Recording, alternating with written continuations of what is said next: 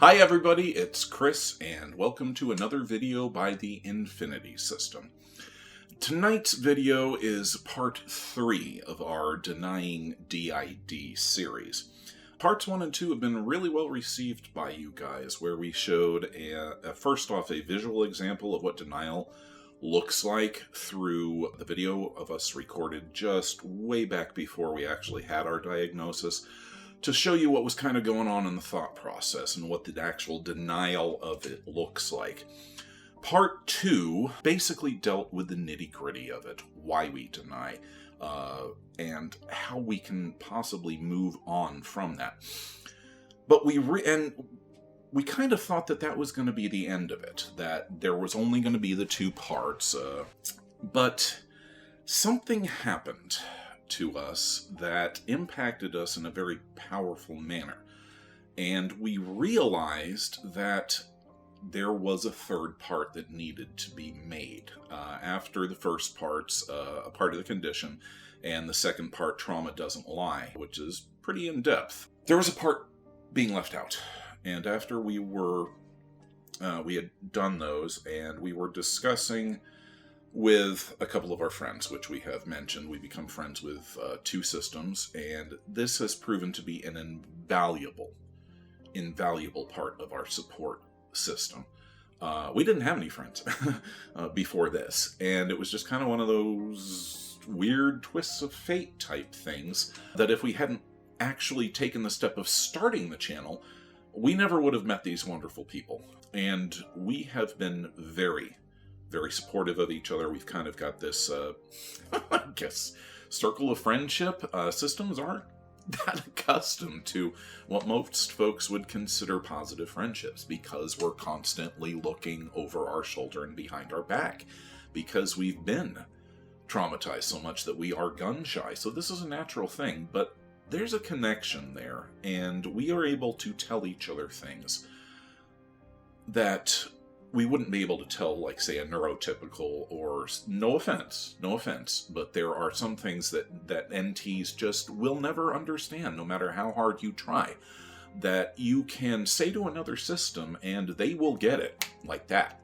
They'll know exactly what you're talking about. And with DID, it's often very difficult to express your thoughts and your feelings, particularly because of the way that the trauma impacts the brain. It can literally damage the speech center between the 2 hemispheres of the brain. And there's just a lot of things that are going on in our brains and in the headspace that we can't describe, because our brains have literally been rewired in ways that they're not supposed to naturally work. So it's one of these where if you're in it, you can kind of sympathize with it. So where are we going with this? As a result of that friendship, and as a result of being systems, we are able to discuss trauma and share the details of our traumas back and forth between the various systems, and not in a commiseration. I mean, that's part of it, but in I can't talk about this to anybody else except my therapist or my spouse, but even they kind of get burned out on it all the time, and they're not always there when you need that support, when it's 1:30 in the morning and you're all of a sudden sliding down a deep hole into the depression valley, and there's no one to reach out for. That's where having these 2 systems has helped us, and helped us all. I mean, I don't want to say we've got kind of a 3 Musketeers thing going on, but it's very healthy, and for the first time in our lives, at least, it's quite refreshing and a little bit scary to have a normal, friendly relationship. So as a result of this, we were discussing trauma, some of our trauma, and we have been pretty open with discussing with you guys more or less the major details of what happened to us, what happened to our littles, what happened to Christopher and Mimi and John and the rest. There are things that we will never share with you guys as episodes, because it's bad. It's really bad. Really bad. And what makes it worse is that some of the things that are coming out, the flashbacks and whatnot that we experienced, are so unbelievable. these things that were done to us beggar the imagination. Nothing, you shouldn't even be able to conceive of things like that. And this actually feeds into the denial because it's so outlandish, because it's so outrageous, and you don't have anything else to prove to you, to show you other than the trauma, because trauma doesn't lie, that these things actually happened. Because let's face brass tacks, unless you can physically prove that you were abused, most of us will never get justice. Most of us will never get any validation from our abusers, any validation from the outside world. No one else will be able to help us process that, except for our therapist and ourselves, and in this case, our friends. Because as we were sharing some of the details of our trauma, and most folks could just laugh this off. Most folks could just say, look, there's no way that this could possibly have happened. There's no way that people would actually do this to children. There's no way that this could possibly be as systemic and as well planned out and as cruelly efficient as the things that we remember and the trauma that we remember and the flashbacks that we have. But we were relating that. We were relating one of the worst details, some of John's trauma, and John is our completely trauma-locked altar. We cannot reach him. He's not even aware of us. He's broken. Broken things do exist in this world, and he's one of them. It's going to take a lot of work. We're hoping that we can at least make him aware of us so that he's not so alone. But we were relating one of his traumas to our friend. And we got done, and just even recounting the event when you're not in the middle of a flashback is traumatic. Because as you're relating it, you're questioning yourself, and you're going, this is ridiculous. There's no way that they're going to believe this. There's no way that they're going to actually think that we're telling the truth. And we got done. And this was actually over text. So we instant message a lot.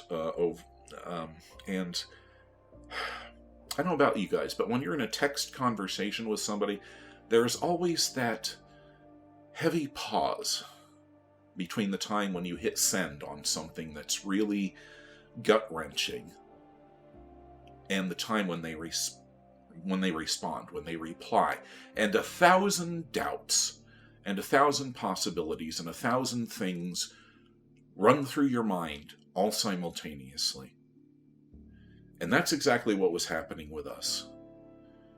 After we had shared this and we hit the send button, we sat for that moment of eternity with tears streaming down our face. Because when you're relating that, you put yourself right on the edge of the flashback. And it's tough to fight. But we had done it, and we had explained this to our friend. And in that pregnant pause, we waited to see how they would react. And they sent back a message that punched us in the gut just as surely as trauma doesn't lie did to us and to all of you who have commented.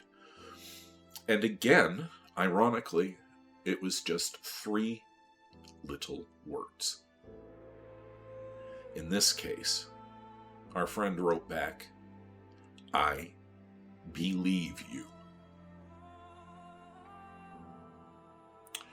And no one outside of our therapist and our wife had ever said that. And it was so unexpected. Because here we are telling her these absolutely outlandish things that most people don't want to admit happened. The things that nobody wants to think about, much less happening to a child. And not only did she choose to listen to us, but she chose to validate us with those 3 simple words. I believe you. And it was as though the floodgates had opened up And I know this sounds trite, and I know it sounds cat postery. But in that moment, some small part of us opened up and healed. And became better. Simply because of those 3 words. I believe you. She didn't have to. She didn't have to say that. She didn't have to believe us. She could have been just giving us an empty platitude.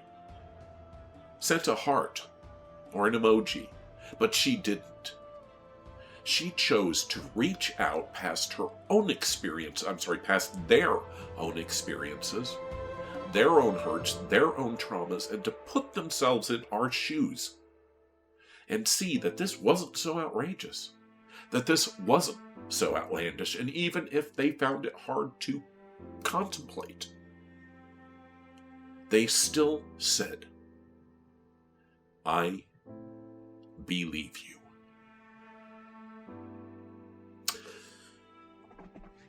And we want to thank them for that.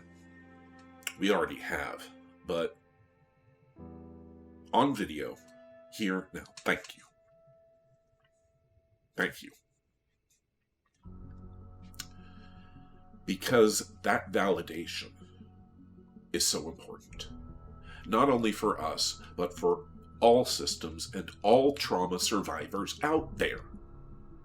Okay, but when we talk about validation, what is validation? Okay? What is it? Is it just simply saying, yeah, I agree with you or whatnot?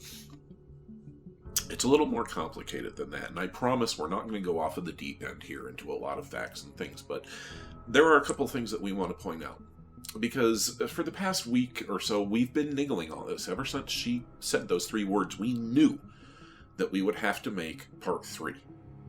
And as usual, Data went looking for scientific papers on the effects of validation and trauma victims and therapy and whatnot, and we really couldn't find much, but he did finally dig one up, and the dang thing was 117 pages long.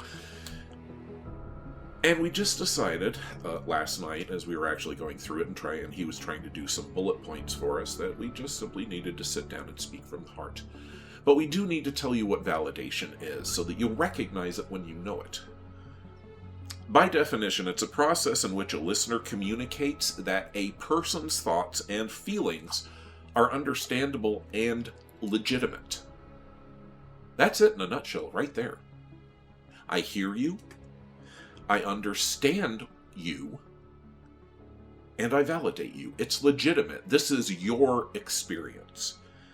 Now, validation does not necessarily mean that you're in agreement with the person or with the details of their experience or the overtones of it. That is not required. The only thing really required for validation, for the basic level, is just listening to the person, listening to their experience, and then saying, I understand you. I get it. This is relatable to me. And it seems very easy, but oftentimes, and a lot in the mental health field, the simplest things, the truisms, are a lot more difficult than they might seem on first blush. Now, validation doesn't have to be verbal. It can be nonverbal. Just paying attention, making eye contact, nodding, smiling. These are all of the things that we do in ordinary, everyday conversation with each other when we're face-to-face. The body cues, the gestures, all of these go to contribute towards re-emphasizing what you are saying, listening to the person, validating what they're feeling. And this has a profound impact. When you're validated, there are physical effects. Your blood pressure lowers, your self-esteem goes up. We could go on and on and on and give you bullet point after bullet point. But here's the brass tacks on it. When you are validated, you do better. Because it removes that barrier of separation, that another one of those barriers of doubt, of denial. That maybe I really didn't experience this. Maybe I really am making it all up. That same spiral that we talked about in Trauma Doesn't Lie feeds through here. And the surest way to cut through that, if you're listening to another person's experiences, if you're listening to their trauma or their story or anything, just by saying, I hear you, or in this case, I believe you, can have a profound and far-reaching impact on that person. It did on us. And we know that any of you out there who have experienced this same thing, that same validation of your feelings, of your thoughts, of your experiences, whether the other person believes all the details or not, they still chose to validate you. And you feel better. And you in turn want to go on to validate others. And this sets up a positive cycle of reinforcement within the person and within the person who's doing the validation. That person who has been validated will then go on to not only feel better about themselves, but to be able to validate others through the strength of their experiences because someone else decided to validate them. It's the ripples in the pond. You pick up a rock and you throw it into a still lake, it causes ripples. You pick up another rock and you throw it someplace else, and it causes ripples.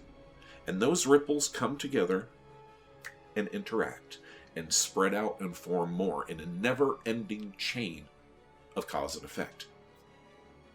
And that's what those 3 simple words did for us. And so we want to do that for you. We tell you at the end of every sign-off 3 things. 3 things. That you're loved, that you are strong, and that you're not alone, because those 3 things are the truth. You are loved. You are strong. And you are not alone. We have an entire community around us that we just have to reach out for and support each other. No matter what happened to you, no matter how outlandish it may seem, no matter how bad it was, we believe you.